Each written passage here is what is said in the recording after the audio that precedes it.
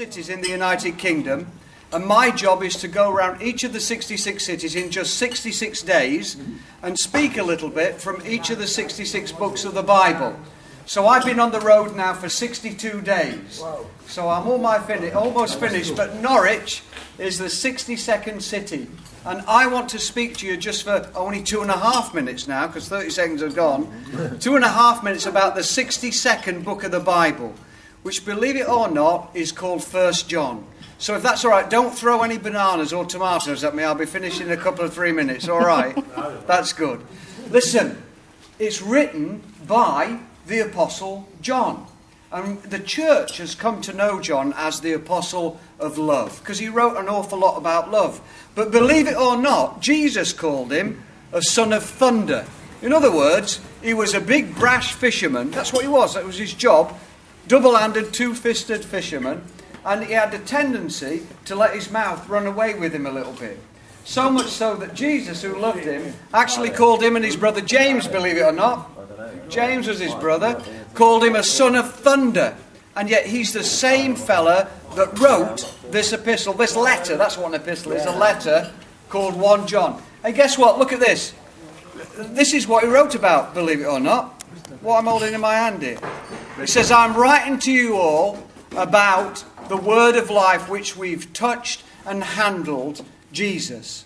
So in other words, he says, I want you all to know that I got so close to Jesus that I touched and handled him. You know, at the Last Supper, you probably heard of the Last Supper and everything, when Jesus broke the bread and wine, John was so close to him that it was like this, like all you lot sat round here.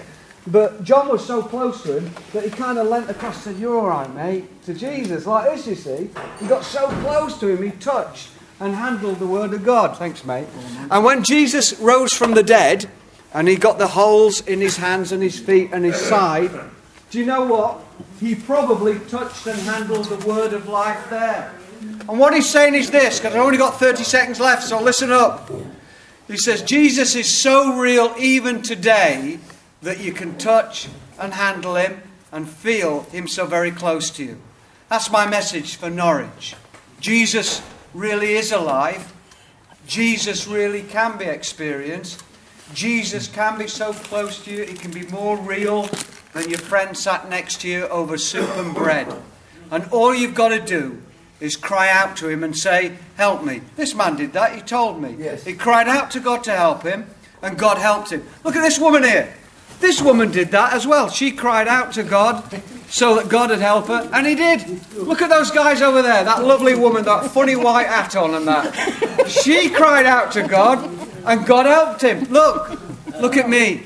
I was in the Royal Navy as a submariner, hundreds of feet underneath the ocean. I want to tell you, I cried out to God, and even there he helped me.